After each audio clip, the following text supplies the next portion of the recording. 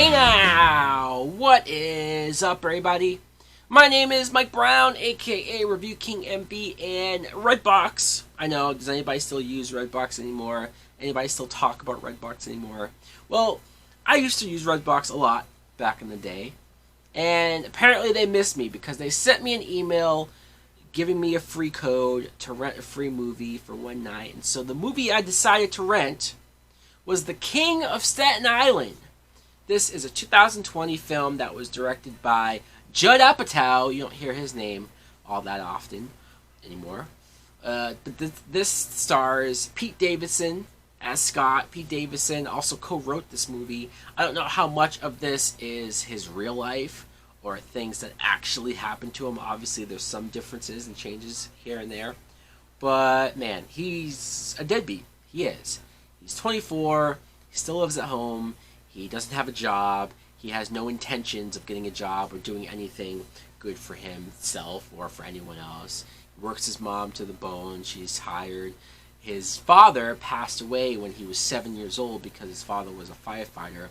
So you basically have this guy who, woe is me, anything bad that happens to me, it all reverts back to or is connected to his father dying. And my life sucks, feel bad for me. He comes off very unlikable. But over the course of the film, you see if he can come out of this, if he can become a better person. And I guess you have some laughs along the way. Now, what I thought of The King of Staten Island was, I enjoyed this movie. For the most part, I did. I didn't love it.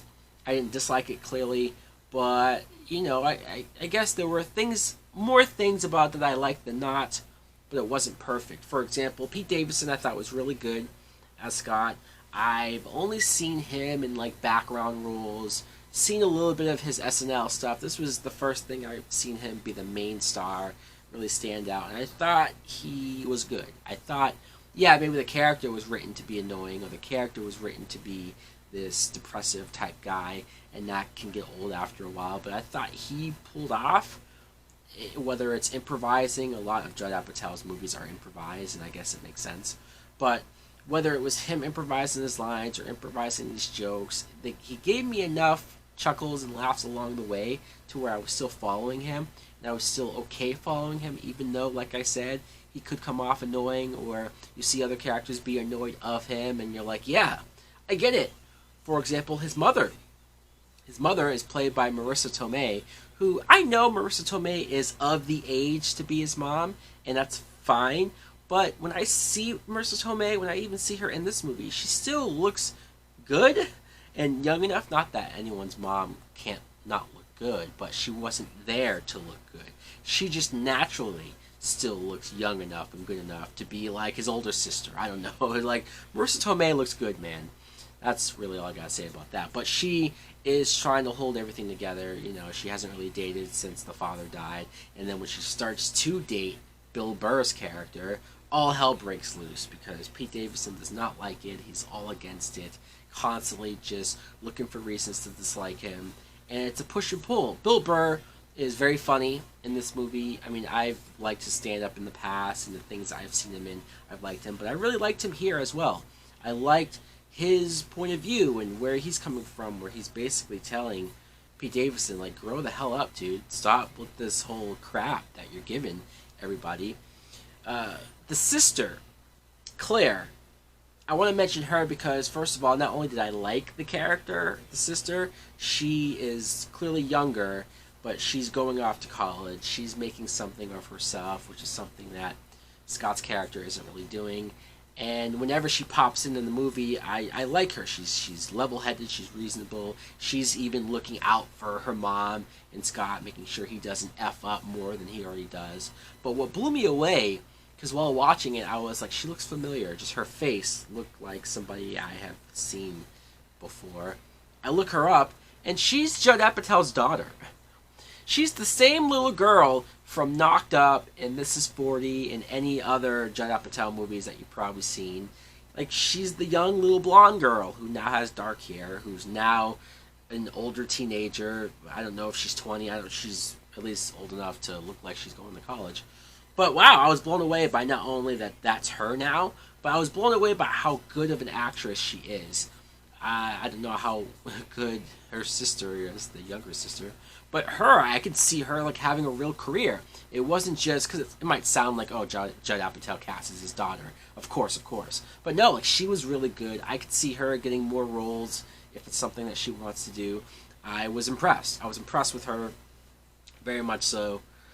Belle Powley plays Pete Davidson's sort of girlfriend, Kelsey, who, like, when I say sort of girlfriend, they're dating, they're hooking up, but they don't really make it anything public because he doesn't want to fully commit to anybody. And so seeing her constantly try to move to that step with him and he's just pushing away, it's frustrating as hell. Again, I get why she gets pissed as many times as she does. Also, why is Machine Gun Kelly in this movie? I feel like I've seen Machine Gun Kelly in like 5 movies over the last year. Maybe I'm exaggerating, but it feels like I've seen him in everything that I've seen. And hey, good for you, dude, that you're at least getting out there and trying to do things here and there. You're not just focusing on your rap career or rap battles with Eminem. But I don't know, it's just something that I noticed if he was there, and he was there for like one scene. Also, though, I said that the movie did have some laughs and had some chuckles along the way. I'd say it's almost more of a drama, though. Like, yeah, I chuckled and I laughed a couple times, but it's not laugh out loud all the way through funny. It's not at the levels of a 40-Year-Old Virgin or Knocked Up, and I'm not even comparing those films because it's Judd Apatow. I'm comparing it because as far as, do you get that many laughs just consistently? Not really.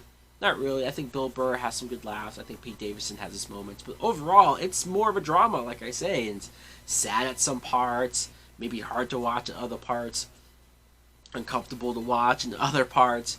But that's all fine. I wasn't really judging it based off of that. It was, once this movie got past 2 hours, that's where I started to feel it. That's when I started to say, okay, yeah, this is taking a while. The movie's 2 hours and like 18 minutes long. That's too goddamn long for a comedy. Unless you are consistently making me laugh really hard. And doing that for over 2 hours is hard anyways. But when you're not, you do just sort of feel like, alright, well, what more do we need to tell with the story?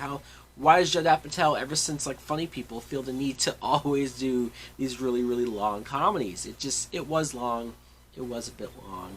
Overall, though, it's fine. If I had to rate this, I'll give this a Netflix and chill. Oh, yeah. So, guys, let me know in the comments below if you too have seen The King of Staten Island. What did you think of it? If you haven't seen it, tell me why. Were you disinterested? Do you not like Pete Davidson? Whatever it is, thanks for watching. Like, comment, subscribe. Later!